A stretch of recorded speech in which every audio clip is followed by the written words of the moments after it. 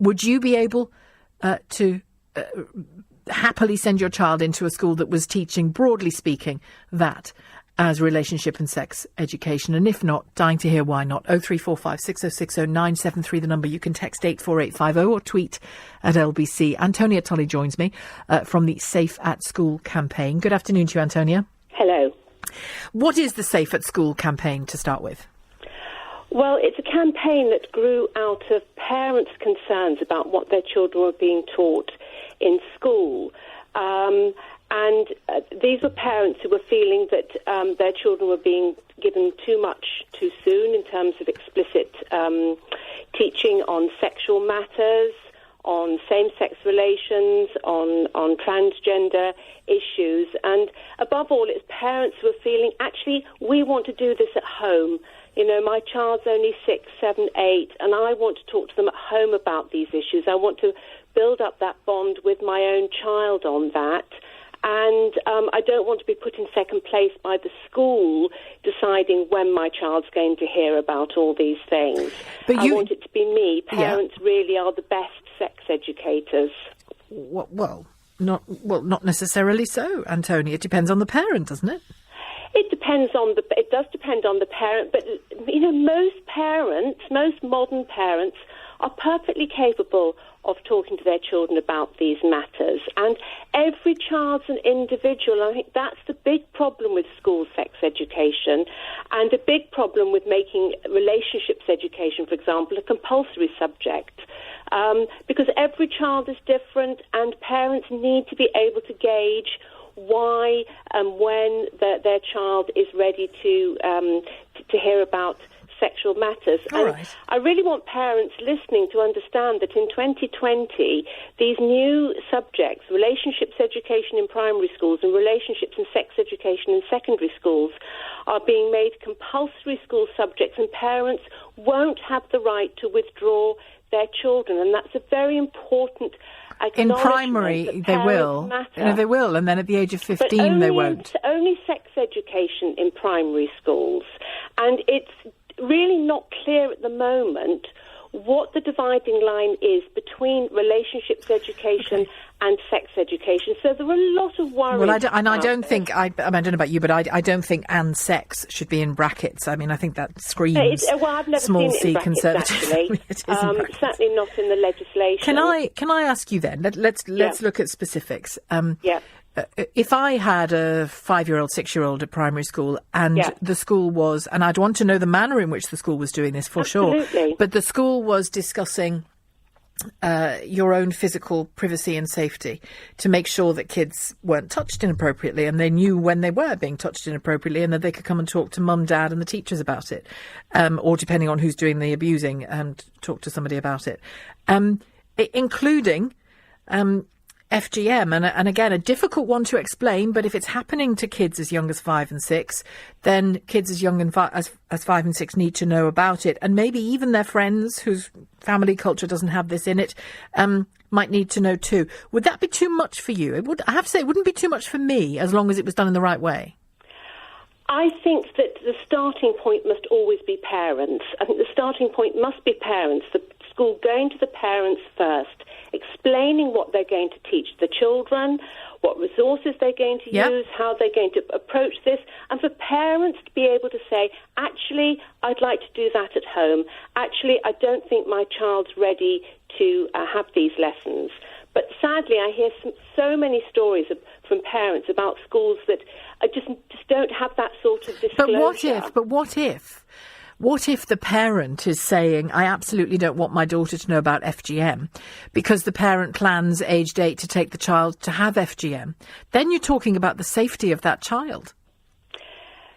Indeed, but I just don't know that there's any evidence that talking to every child in the class protects children from this sort of thing. Well, forget FGM then. Let's just focus on abuse. There's not really too much evidence here.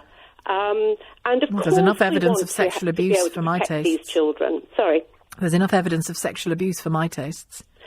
There's a lot of evidence of sexual abuse, but there's no evidence that teaching every child in the class about the dangers of sexual abuse actually reduces actually increases the risk, increases the chances that children will come forward, or reduces the risk of sexual abuse. The evidence simply isn't there. Well, that's because we're not doing it. It hasn't been compulsory, and we're all nervous about doing it. That's why the evidence isn't there. We're not doing that. It's not compulsory at the moment, but there are lots of primary schools where outside speakers are coming in, talking to children about child sexual abuse. And the sort of calls I get from parents are, I'm really worried about this subject being introduced to my child in the classroom. The vast majority of children are not being abused, and parents worry that children are now going to start But the vast majority of children who are being abused at home. So if you put total power in the hands of parents, and believe me, I am for parent power, but I'm also for the power of educators, and I'm also for the power of the outside world and the people in it to protect kids from abusive families. Yes, but I absolutely agree with you. We must protect children from abusive families. But my point is, I'm just not convinced, and neither are thousands of parents, that interventions in the classroom are the way to do this.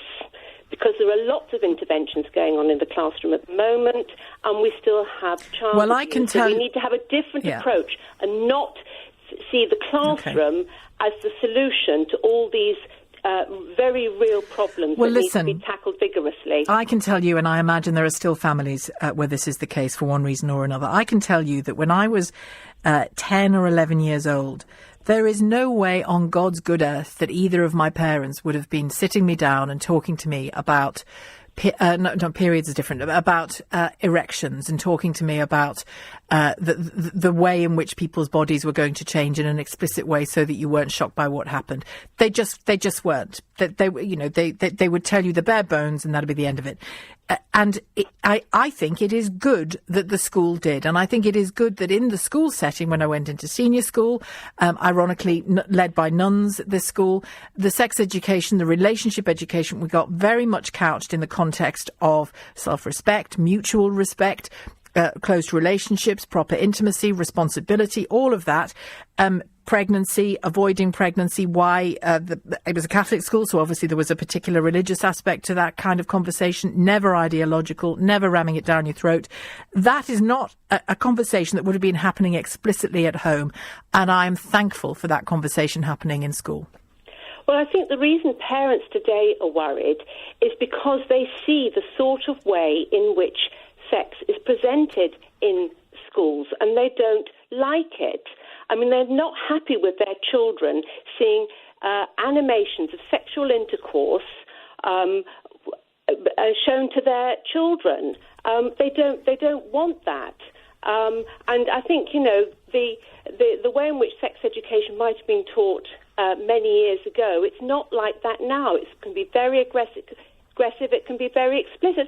But we don't know, do we? I'm dying to hear everybody's stories on how their children are being educated on sex and relationships, because the truth is that there is no one yet. Anyway, there is no one way that we have agreed as a nation in the way that we've agreed about history curriculums and English curriculums. There's confusion, and there's disagreement, and there's dissent, and then no wonder when girls are 16, 17, they feel pressured to do what their boyfriends, who are endlessly watching aggressive porn, want them to do. And if their parents and their school aren't properly addressing what they're about to face, then shame on all of us, Antonia. Well, I think there's a huge shame on the very many sex education programs that I've looked at that are being delivered to very young children, and which are distressing for the child, they're distressing for the family. I've had parents ringing me up saying my little boy won't eat after he saw this childbirth scene. My little girl is acting out sexual scenes with her friends and is obsessed with sex because she's seen this video at school.